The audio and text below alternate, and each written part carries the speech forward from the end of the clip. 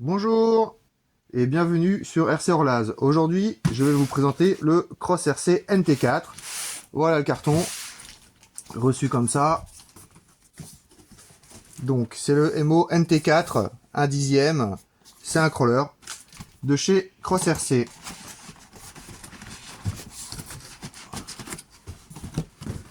On le sort du carton qui est vraiment fait pile poil sur mesure.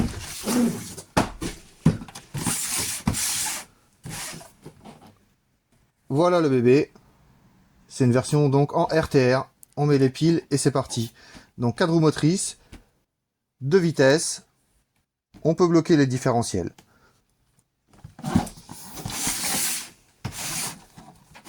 Avec une petite description de comment il est. Les différentiels. Avec des commandes pour pouvoir les bloquer. Le moteur avec sa réduction et sa boîte de vitesse. La transmission. On ouvre le carton. Voilà ce qu'on trouve dedans. Donc, hop, le NT4 qu'on va déballer dans un instant. On regarde ce qui reste dans le carton. Il reste une petite planche de stickers qu'on peut rajouter si on a envie. Hop, et une boîte. Et qu'est-ce qu'on trouve dans la boîte? On trouve donc la télécommande et un petit peu d'accessoires, des petites clés pour démonter, pour faire de l'entretien, un petit sachet de vis au cas où et des instructions. On peut aller en 2S, en 3S. Et voilà, et donc découverte de la télécommande.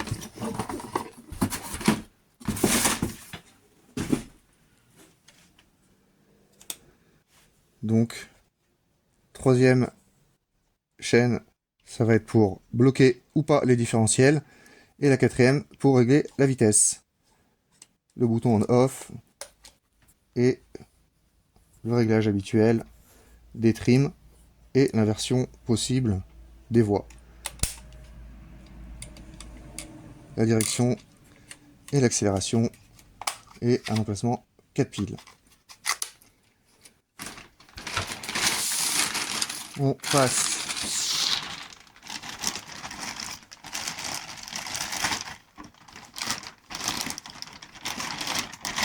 au NT4.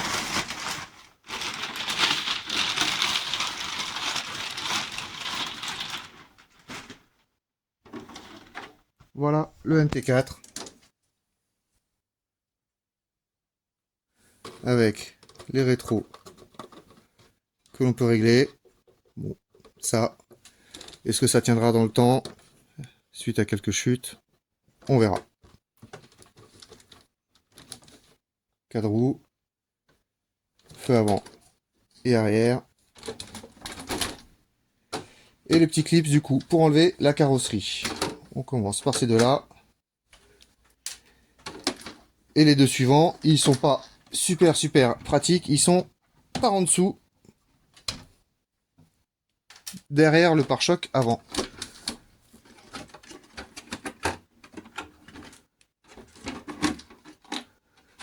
Voilà, la carrosserie.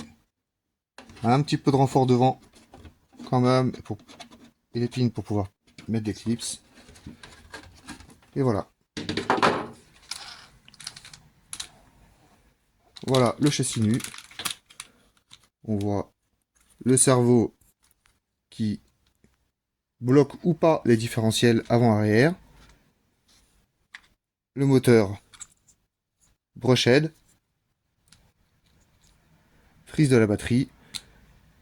Le SC avec le bouton on-off. Donc, on est obligé d'enlever la coque pour l'allumer ou l'éteindre. Voilà en dessous. Donc avec un débattement assez important pour le franchissement. On va donc passer aux batteries.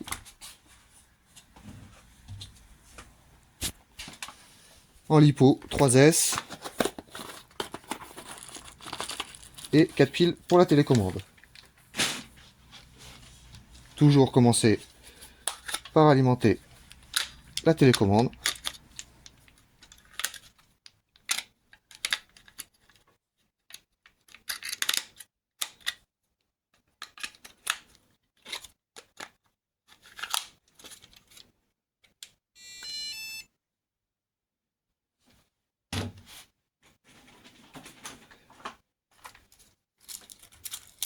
Et ensuite, on peut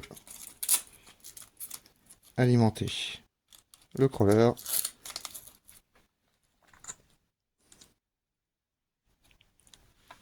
Et l'allumer. Les petits bits du début qui indiquent que c'est bon. Les feux avant. Les feux arrière.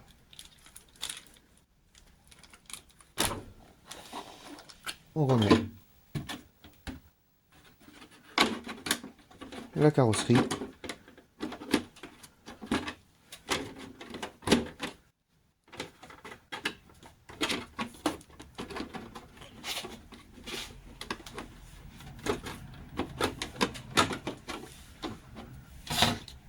Les petits pins.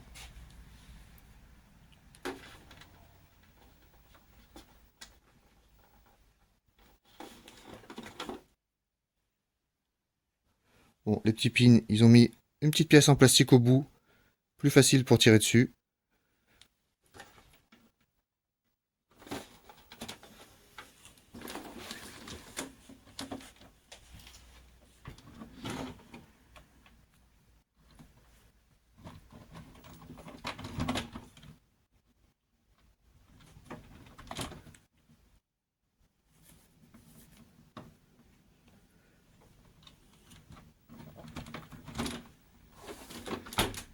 Et voilà.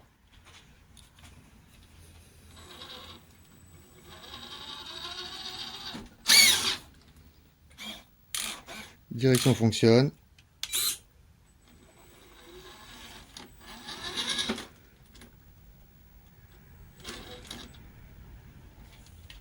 Alors là, on va le mettre sur un support.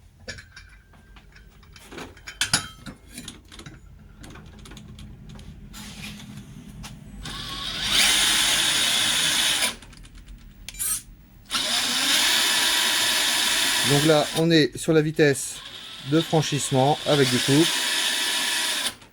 Et si on change la vitesse, on voit qu'on est bien plus rapide.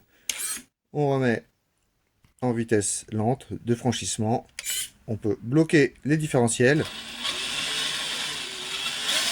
Et là, on voit que on ne peut pas la bloquer que si on enlève le blocage de différentiel. On peut bloquer une roue et ça passe. Donc, les blocages de différentiel, quand on les bloque pas, c'est plutôt pour les vitesses rapides. Quand on bloque le différentiel, c'est pour du franchissement. Voilà donc avec le Cross RC NT4, 4 pour 4 roues motrices. Il existe aussi en version 6 roues.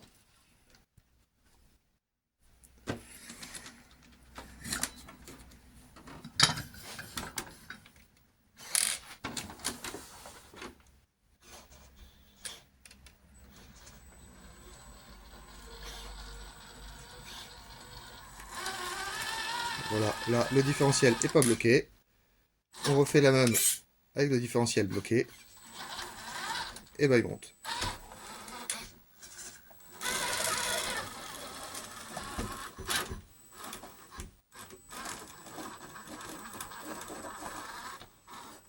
Voilà, un petit exemple vite fait en interne. On verra d'autres vidéos un peu plus tard sur des sorties extérieures, en forêt, à la plage ou ailleurs, on verra. Voilà donc pour ce premier descriptif du NT4. avec ces quelques caractéristiques. On le reverra probablement ultérieurement. À la prochaine. Nous voici devant un unboxing de quelques petits accessoires pour le Cross RC NT4. On va commencer par le petit carton que j'ai déjà ouvert au préalable. Là, on est sur des petites protections. On ouvre ça rapidement. Avec le petit pare-buffle qui viendra se positionner devant, de la visserie, les petites protections des différentiels et la plaque principale qui ira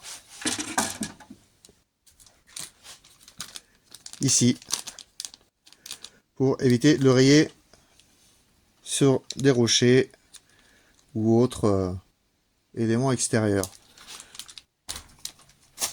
Donc ça, c'est le premier carton. Et le deuxième, un peu plus grand.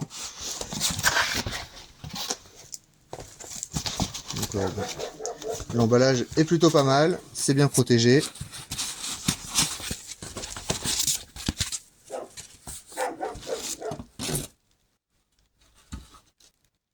Et voilà, le plateau arrière avec une petite trappe qui permettra de mettre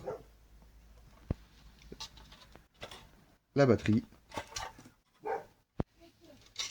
Plutôt épais, plutôt costaud. En gros, ça prendra la place de ce plateau là à la position arrière. Il faudra donc démonter le support de la carrosserie arrière, le support de la batterie au milieu. Les trous sont déjà existants, il n'y aura plus qu'à revisser ça sur les bons supports au bon endroit. Avec ça, il y a des ressorts, donc on imagine que c'est pour changer les ressorts des amortisseurs arrière pour rigidifier un peu, vu que ça fait quand même plus de poids que la carrosserie, de la visserie et des arceaux avec une bâche, des arceaux qui iront dans ces logements pour faire un camion bâché.